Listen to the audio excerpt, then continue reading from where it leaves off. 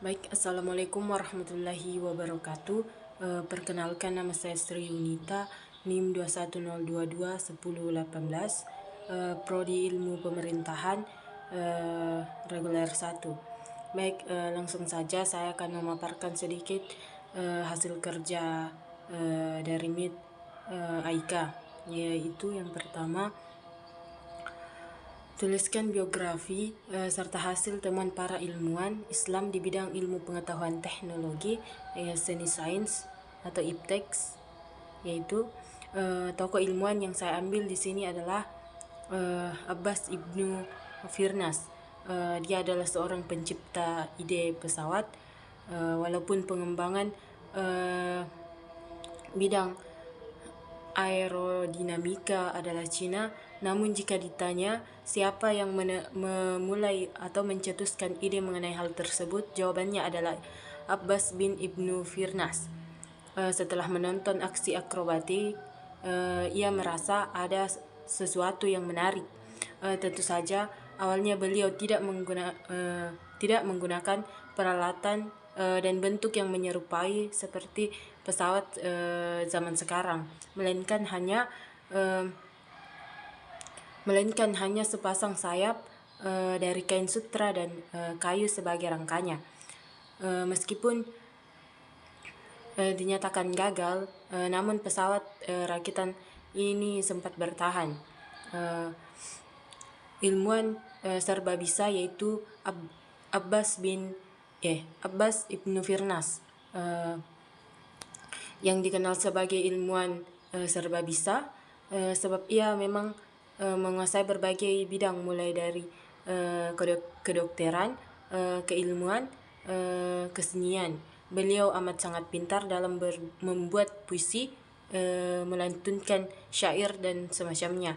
Tak heran jika pada zamannya Abbas bin Ibnu Firnas sangat populer dan jadi ilmuwan bagi para cendekiawan lainnya. Kemudian yang kedua, bagaimana perspektif Islam tentang IPTEX.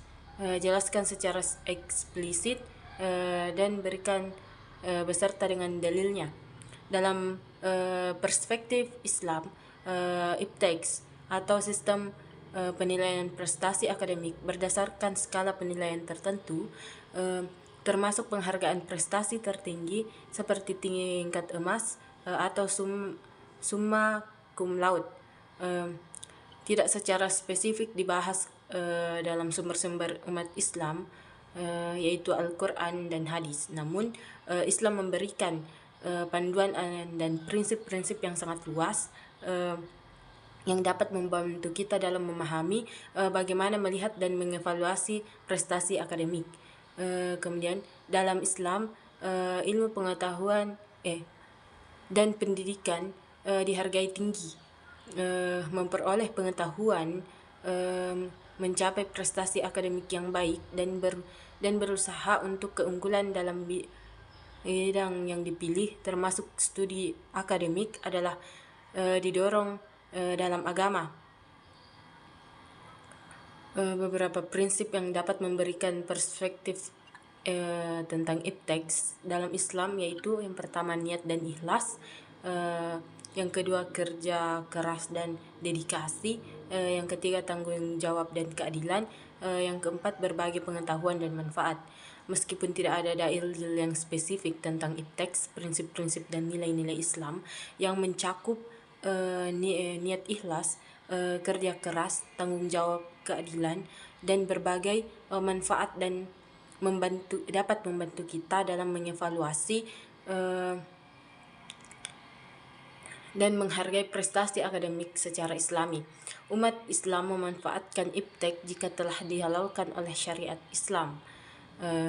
Sebaliknya, jika suatu aspek IPTEX dan telah diharamkan oleh syariah, maka tidak boleh umat Islam memanfaatkannya walaupun hasil manfaat sesaat memenuhi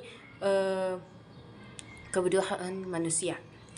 Kemudian yang ketiga adalah jelaskan yang dimaksud dengan ilmu, agama, dan budaya, dan bagaimana hubungan ketiganya, serta pandangan Islam terkait budaya yang berkembang di tengah masyarakat.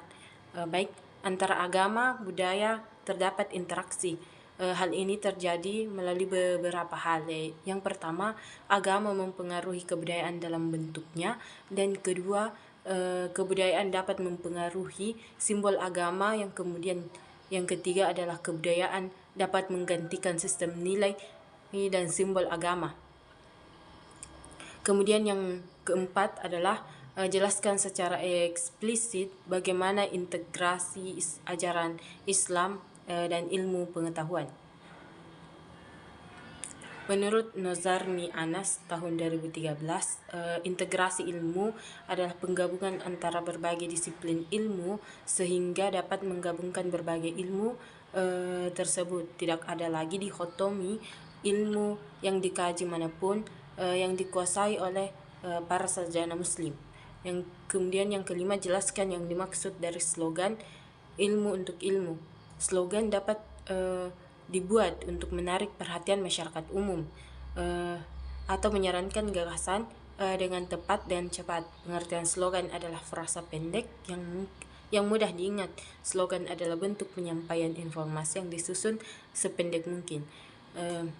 Kemudian yang keenam adalah jelaskan akibat yang dapat ditimbulkan dari pemisahan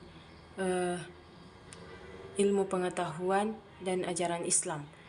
Sains dan agama bisa menjadi mitra dalam menafsirkan alam semesta dengan berbagai metodenya yang saling melengkapi. Dalam hubungan dialogis antara keduanya, agama bisa mendukung segala kegiatan ilmiah, sebaliknya sains bisa memperbaiki pemahaman religius demi kesejahteraan umat manusia.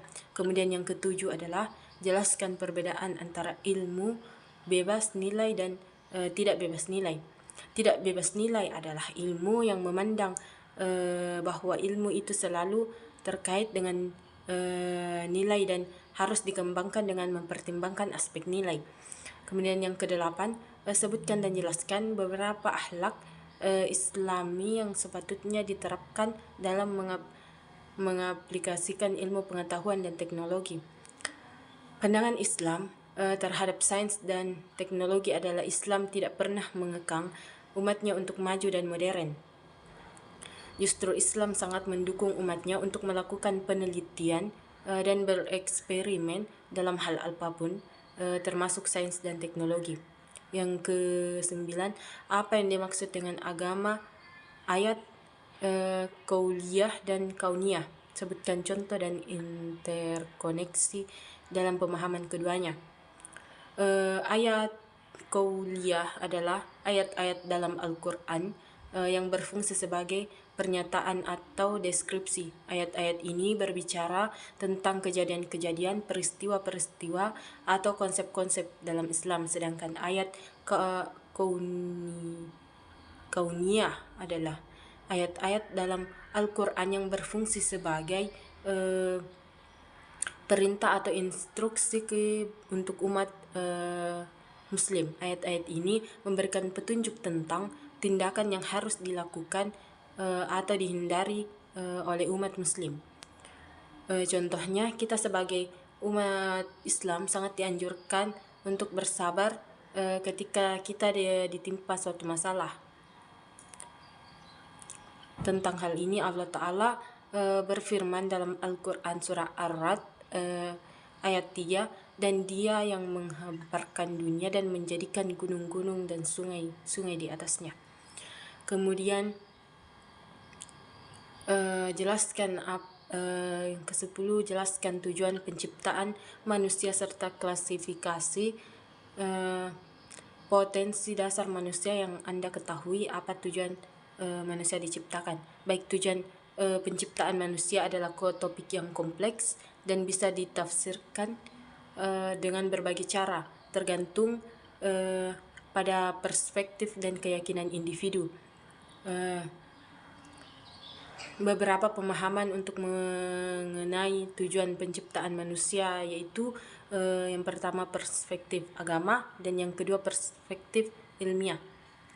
Selain itu, dalam klasifikasi potensi dasar manusia terdapat beberapa pendekatan yang dapat dilakukan untuk memahami manusia dalam konteks, karakteristik, dan potensinya, yaitu pendekatan biologis, pendekatan psikologis, pendekatan sosial dan budaya, dan pendekatan spiritual.